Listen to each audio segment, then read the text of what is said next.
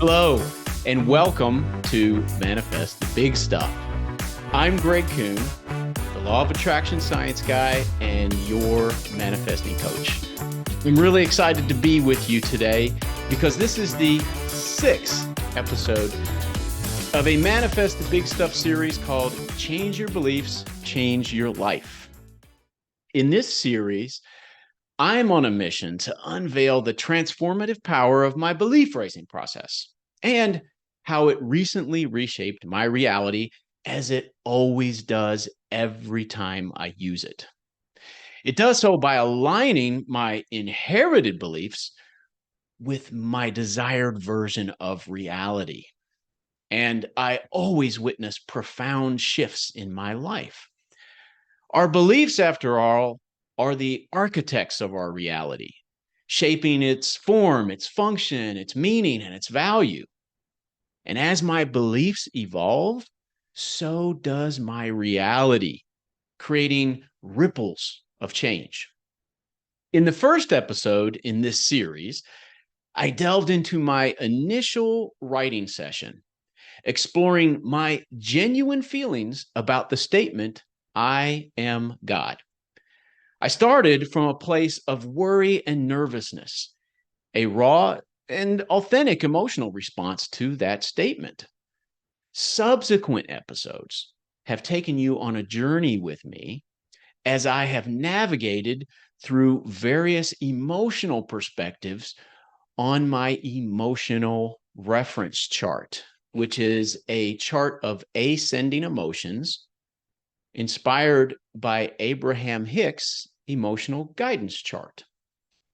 I've shared my experiences of frustration, unease, indifference, melancholy, all in response to that same statement, I am God, and all designed to inch me slightly more into alignment with my desired beliefs about that statement. Think of my belief raising process as reverse engineering reality by using believable new emotional perspectives that are slightly more aligned with my desires to nudge my beliefs slightly more into alignment with my desired outcomes with each writing session. And the goal of this series is to offer you a front row seat to these subtle yet profound shifts in perspective about the statement, I am God, which occurs with each step up the emotional reference chart. I want you to witness the authenticity of my emotional evolution, each change layered, scaffolded upon what came before it, and genuine. What sets my belief raising process apart is its simplicity. It's not about learning something entirely new. It's about recognizing that you already possess the skills.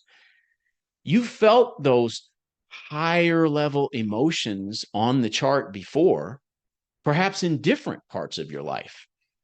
The key now is to live there consistently. As I said, you're reverse engineering your reality using believable and slightly improved feelings to coach your subconscious, to coach your beliefs into alignment with your desires. It's a gradual process, one step at a time. Every lesson learned, every new perspective adopted might not seem groundbreaking to others because they probably already see you as someone much more capable than you see yourself in this part of your life. They see you as someone who already knows these things about yourself and your life. But here, in this space, in this part of your life, these realizations are profound. We're not just intellectualizing these new emotional perspectives, these new feelings. We're living them. We are authentically inhabiting these new emotions, allowing our reality to align more closely with our desires. Imagine it like putting together a puzzle. Each piece fits perfectly, creating a picture of your desired reality, one piece at a time. My belief raising process is your toolkit and gives you the power to manifest a life in harmony with your deepest desires. So let's dive in, of course, one emotional perspective at a time, and watch my reality transform before your eyes. Last month, in my 5th episode of this series, I was on the emotional perspective of pensiveness and melancholy about the statement, I am God. Here's what I found in my writing from that emotional perspective. In my last writing, I explored the complexity of the statement, I am God, contemplating its meaning and implications from that emotional perspective of pensiveness and melancholy.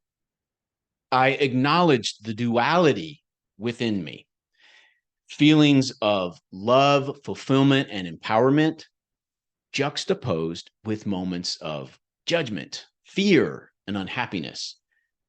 My perspective shifted towards sadness, a genuine emotion arising from the unattainable promise within that statement of being God. This melancholic introspection stemmed from the belief that more profound transformations may be possible through this belief raising process, even if the path forward is currently unclear. I also grappled with the challenge of aligning my reality with my concept of God, God being an embodiment of unconditional love. I questioned my past behaviors and motivations, wondering if I've relied on pathways that don't lead me to this divine essence. I considered the importance of self-acceptance and love as the true markers of my spiritual journey. Instead of leaning on fear-based habits or familiar patterns in this part of my life, I contemplated embracing love and acceptance, recognizing them as pathways toward my understanding of God. And I pondered the significance of mindful choices and experiences that align with my true self, seeing them as steps toward spiritual fulfillment. Now, in regards to this new emotional perspective, right? I am God through the emotional perspective of introspection and contemplation. Well, to begin, let's look at the definitions. The definition of introspection is the examination or observation of one's own mental and emotional processes. And the definition of contemplation is the action of looking thoughtfully at something for a long time. So now my writing prompt, right? I've looked up the definition of the new emotional perspective, both of those words, and my writing prompt, which is next, leads me into the realm of free form writing. And that's important. Free form writing is a powerful technique that allows your subconscious to express itself freely. And I ask myself these 3 questions. What must I believe about myself and my life to feel this way about the statement, I am God? And of course, I'm saying, what must I believe about myself and my life to feel introspective and contemplative about the statement, I am God? All right. That's a great question to answer. The second question is, how would this part of my life look and work for me to feel introspective and contemplative about it? That's a great question. And the third question is, what would it mean about me and my life to have the perspective of introspection and contemplation when it comes to the statement, I am God? I always find that free form writing works best for me when I use pen and paper. There's something liberating about the physical act of writing. It enhances the effectiveness of this belief raising journey. So I highly recommend trying this approach for yourself. Here's how I go about it. Equipped with the definitions and my writing prompt questions, I let my pen become a channel for my thoughts. I allow the ideas and emotions and thoughts to flow onto the page without restraint. I transcribe them as they emerge. I don't plan them. I don't judge them, and I don't filter them. I keep the editing to a minimum to preserve the rawness and honesty of my thoughts. The key to success in this process lies in taking one step at a time, one emotional perspective at a time. While it might be tempting to rush through multiple perspectives, I urge you to resist that temptation. Progressing gradually ensures that your subconscious remains stable, allowing your beliefs to grow organically into alignment, slowly but surely, as you make each emotional shift. Skipping emotional perspectives, it might lead to emotional quantum leaps, which definitely can undermine the growth of beliefs because your subconscious does not speak the language of manufactured emotions. The emotions that we're using here with the next highest emotional perspective are not enough of an improvement to spook the subconscious. So it's not a quantum leap. And each emotional perspective does offer unique manifestations of reality associated with it, slightly more improved manifestations of reality in this part of your life. And each holds essential lessons. Each emotional perspective presents you with a personal curriculum that contributes, or you might say, creates a new understanding and perception. Remember, your external reality reflects your internal world, shaped by your beliefs. As you ascend one emotional perspective on the chart, and if you're listening to this podcast instead of watching, I'm holding the chart up in front of the camera. Your beliefs evolve under the influence of the quantum field, or we might call it the collective consciousness or the one consciousness. It's as if the quantum field is offering you a personalized curriculum tailored exclusively to you. It's as if that, because that's what's happening. So these lessons are invaluable and should not be skipped. In fact, they're really the true treasures of this process. And in the upcoming episodes, I'll continue to share with you the individualized curriculum that brings new perspectives each time I write my way into a new emotional perspective. And I'll share with you how engaging with life in this part of my life shifts as a result of this growth. Let's delve into that writing now. I'm going to read you the 6th journal entry, but I do need to put on my reading glasses. I've already read you the definitions, so I won't do that again. Here's the journal entry. And I'm reading this for the first time. If you've listened to previous episodes, you've probably caught on to the fact that I'm reading this raw. It's the first time I've read it since I wrote it. Being introspective about the statement, I am God, appears to me to be about examining my processes for constructing the I in that statement and God in that statement. What is me also? And how do I put that all together? What is God and how do I put that together? These seem like the right questions to be asking right now at this perspective. So I took some quiet time to meditate today. But first, I read some more of Franco Romero's book, The Closet Spiritualist, which, by the way, I highly recommend. If you remember, Franco Romero is the individual, a incredibly gifted channeler and spiritual teacher who told me Greg, you are God. We are all God. That's what's really inside of us. And that started me on this journey. So back to my journal entry. I read Franco's account of asking who he was channeling and then getting this reply: I am everything that is in you, just as you are everything that is in me. Wow. What an I indeed. There's something to consider.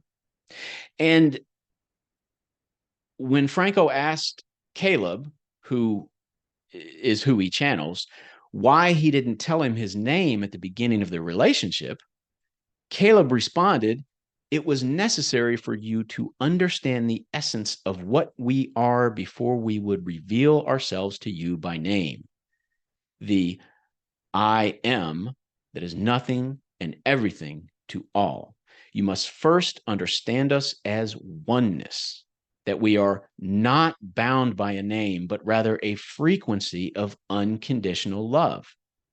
For you see, the I represents the all before anything was.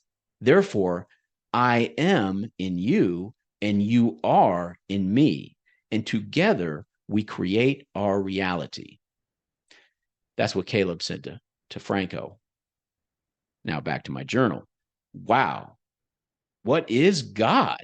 Indeed. That's something to consider. I didn't read these pages by accident. As I meditated, I saw a vision of my true self as light, as the radiant light of love. And I saw everyone and everything else was the same. And that light was God. That light was me. And it was God. And it was everything else. The me that wasn't light was a social and egoic construct. Real, but not real. Could this be me? Could this be God? Could I live in accord with all this so that my reality becomes heaven on earth? How could I do that?